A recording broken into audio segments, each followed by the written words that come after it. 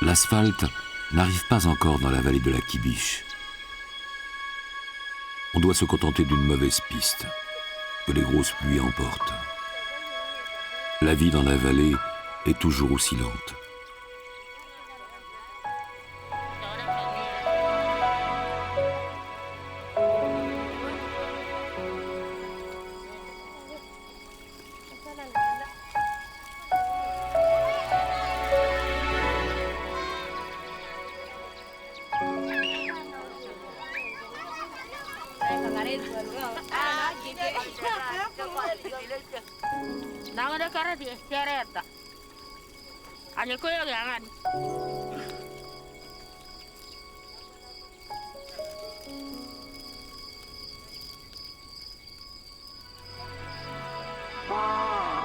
Les Suris élèvent leurs vaches selon la tradition.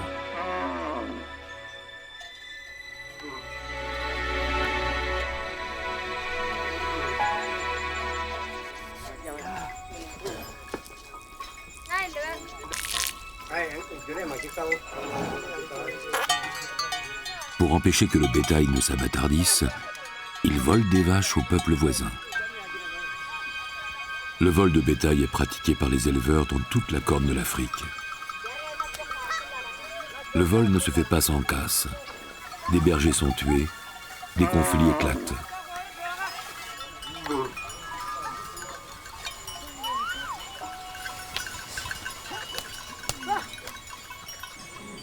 Lorsque je suis arrivé dans la vallée, les Suris étaient en guerre avec leurs voisins, les Boumis du Soudan, des éleveurs comme eux.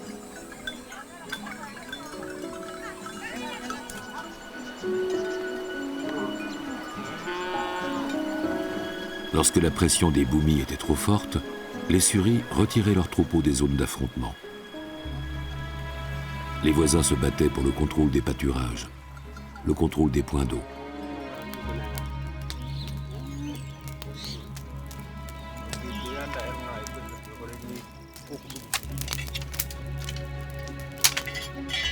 C'était une guerre d'escarmouches, pas une guerre de massacre.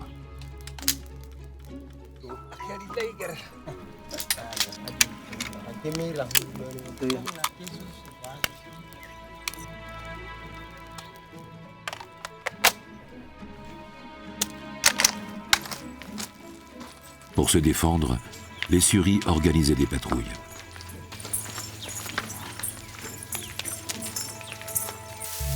Ils me disaient qu'ils n'attaquaient jamais les Boumis. Ils prétendaient qu'ils ne volaient jamais de vaches.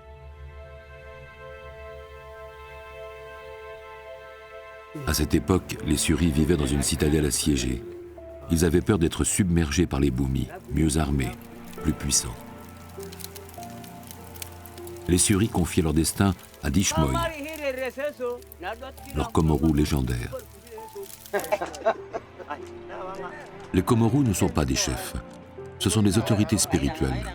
Ils donnent des avis, des conseils.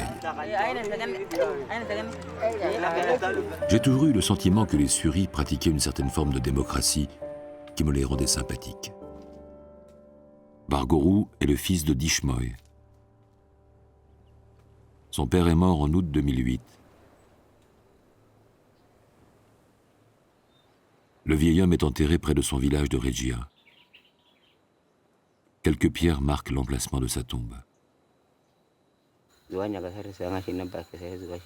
Mon père est mort à un autre endroit. 1 an après, on a fait une grande fête et je l'ai enterré là. Tu es venu de France, il ne peut pas te rencontrer.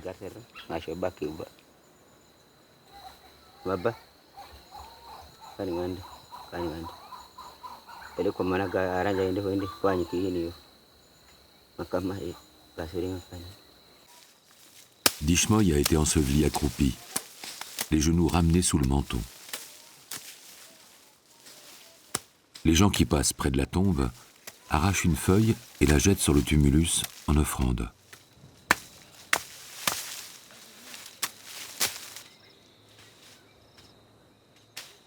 Le village de Regia, aujourd'hui, ne ressemble pas du tout à celui que j'ai connu.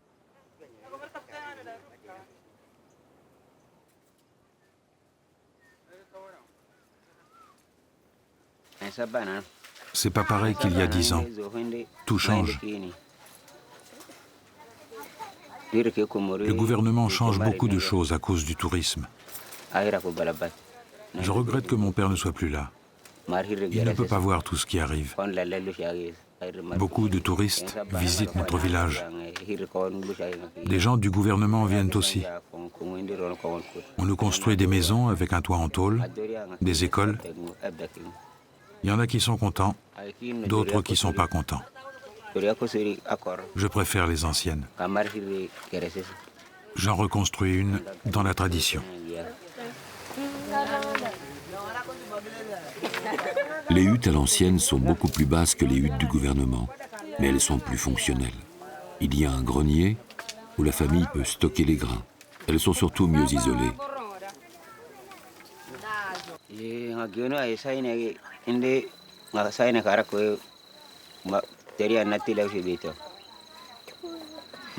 Je fais toujours le donga. Je combats. Si j'arrêtais, si je restais avec ma mère, ma femme ne me donnerait plus rien à manger. Elle ne me donnerait plus d'alcool. Je serais comme une femme. Tout le monde me regarderait comme si j'étais une femme. Je continue à combattre. Je suis costaud. J'étais venu dans la vallée de la Kibiche pour filmer un saginé, que par facilité on appelle un donga, du nom du bâton avec lequel les Suris se livrent des duels furieux et parfois mortels.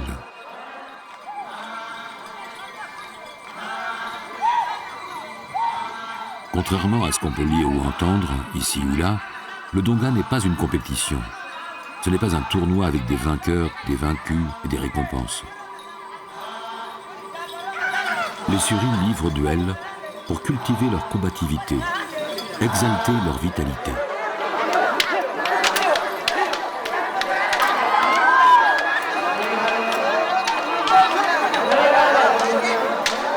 Bargourou est un combattant valeureux.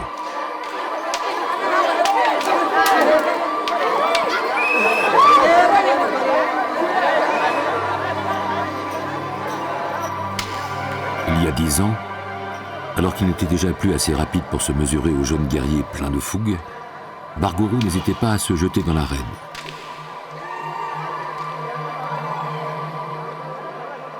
Même durement touché, même à terre, Bargourou ne baissait pas les bras. J'admire son courage, sa vaillance.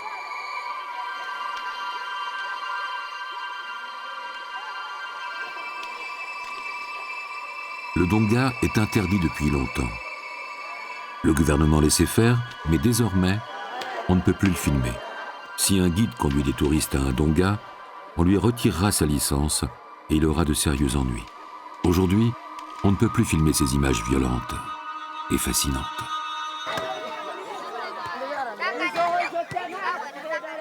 Désormais, les jeunes gens de Kibiche s'affrontent au volley-ball dans la cour de l'école.